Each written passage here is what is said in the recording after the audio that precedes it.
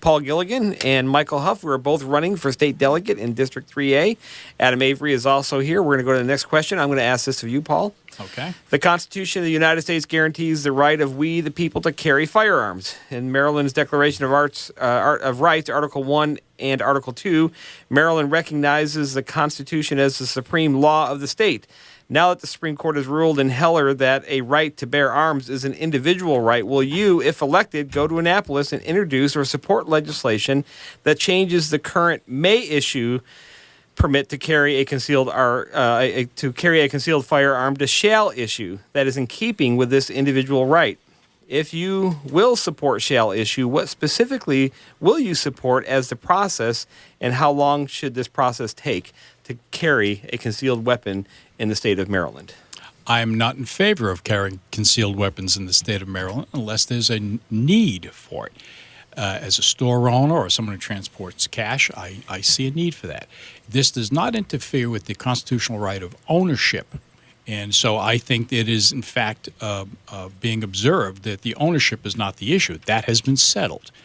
The issue of anyone, anytime carrying a firearm in any place that he or she chooses, I find inappropriate and a little threatening, frankly. So I'm not in favor of that. I think there should be some, just because you're allowed to do it, people should have some discretion obviously not to do. But here is you're encouraging the carrying of a firearm. A policeman walking into a situation, and everyone's sitting there packing a rod, so to speak. Who is the policeman going to deal with or handle? The issue is it just creates a dangerous situation. A guy or a deputy making a traffic stop, simple traffic stop, and all of a sudden he can see a gun in the vehicle. That makes it. I would find that to be somewhat dangerous, and I would take the fellow out of the car to say, why do you have the gun? In spite of the fact you would think, well, right to carry should be okay. I'm a little nervous with this notion of right to carry, frankly. All right. Michael. Yeah, well, I'm a supporter of right to carry. In fact, I put it on my campaign literature, so I went out door to door. People knew that I support Second Amendment rights and the right to carry. That's why, I've worked with the National Rifle Association. They've given me an A rating. And when I worked in the Maryland General Assembly, when Senator Mooney 4 years ago put in this legislation, I worked with him on that, helped draft it, and help bring down witnesses. And I remember when those witnesses came down, it really struck me the arrogance of the policy now that we know better than you do. You have to pass a background check. You have to be firearm safety trained. So it's not just anyone can get the gun. But the difference is, right now, it's just up to the Maryland State Police to decide who gets it and who doesn't. So you can go in there, and people did. They came and testified and said, I went in and said I was assaulted, I was attacked and beaten up in my neighborhood 2 times. The police weren't there. Nobody was there to protect me. And they said, sorry, come back on the third one, and we'll look at giving it to you. I mean, what kind of policy is that to the citizens and taxpayers to say, come back on the third time you're assaulted, and then we'll come back and give you a permit to carry a gun and and give you your constitutional right? Okay, Mike, that way you can respond by having that individual, although he should not have been attacked, and I agree all that. What's he going to do, pull out the gun the third time and just shoot him dead? Is that how it works? That's vigilanteism to me. That's not what Maryland is supposed to be about. We're supposed to be a safer state. And that's not how I want to achieve it by everyone packing a gun. Paul, you'll know here in Frederick, we had a taxi cab driver that was killed. And yes, that's and what right. has been said has been if he had a firearm, he could have protected himself. Are you serious? Now, I want to get into this a little bit because here I am a store owner. I have cash behind my counter. Do you think someone who wants to rob me is going to come in and let me know they're going to rob me so I have time to get my gun out? The first thing that'll happen is they will pull a gun out, and if they even have an inkling that I have a gun, they'll probably shoot me right there on the spot because they would feel threatened that I could have a gun under the counter. It's a no-win situation. But don't you see it as them taking that the government is taking away a right to self-defense? So if Mr. Malk had wanted to protect himself in Maryland, he can't. If he thought the best way to protect myself is having a firearm in my taxi cab, he can't. Yeah, Mark. Well, Mark, and look at the empirical data. Don't just look at the emotion. All right, look at the data. Look at the crime rate. The difference between Maryland and Virginia. They said this. I remember Florida was the first state to enact right to carry, and one of the liberal networks put on some movie that showed everyone shooting each other, the Wild West. This is what it's going to be like. They actually ran a movie that this is what's going to happen. Well, that never happened. And if you look at the crime rate in right-to-carry states versus non-right-to-carry states, the crime rate is lower in right-to-carry states. So this doesn't happen. There's not vigilante justice. What it is that people that are criminals going around, they know that if they go to mug somebody, hey, this person could be carrying a gun. This person could actually exercise his right to defend himself. So that's actually what happens. The statistics are there that crime is lower in right-to-carry states. Well, actually, the statistics are not there. The right-to-carry states tend to be low-populated states like Montana or Wyoming, and therefore the contact is a lot less. So the statistics are deceiving. They're not adjusted. They're simply raw statistics, and that's a misinterpretation of the statistic. Also, Maryland has actually decreased its crime rate under a liberal governor. Imagine that. The point is this allows people to simply say, I have something that maybe you would feel safer by having the gun, but the point is any criminal is obviously his work is in the element of surprise. I have a business that I could actually be robbed in, but the difficulty is that by having a gun under the counter makes it somewhat more dangerous, or having him think that. But the best thing to do is give him the money and walk away from the situation right now. Okay. And let the deputy take care of it. Go. Oh, you need a microphone, don't you? I need a microphone for that. Mr. Hough, at your website, you claim support for what's known as the Supermajority Act, which would require that all future tax increases are approved by a 2/3 vote of the Maryland House and Senate. With the state facing another huge deficit next year, the Supermajority Act will prevent future tax increases.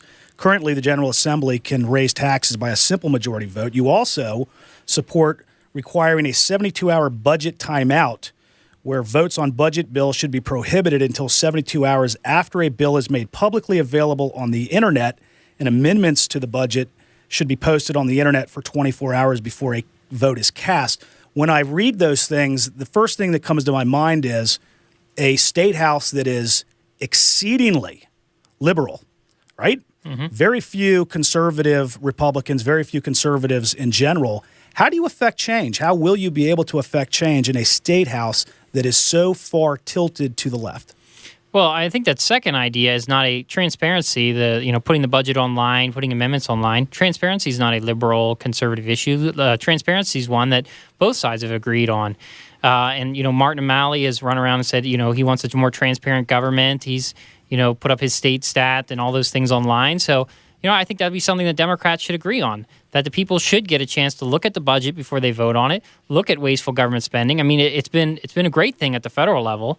I mean, they've been able to find these bridges to nowhere and these other wasteful government spending items. So I think more transparency in government to see, because then the public becomes a watchdog too. And then it's just not on. And then there's other groups that are, center-right groups that'll look through the budget and will find items. And quite frankly, there are liberal groups that'll look through the budget, and they care too. So on the issue of transparency, that's one where conservatives and liberals have worked together. And that's something that I think even in a liberal legislature, a conservative like me could get something through. And in fact, the last transparency bills that passed were actually sponsored by two conservatives, and they passed through the Democrat legislature. So that's an issue right there where you can certainly work together. I will respond with that as the one issue I'd probably agree with. Now, I'm not sure of the mechanics, by the way. Now, the mechanics are going to be a lot difficult when how you pass a budget.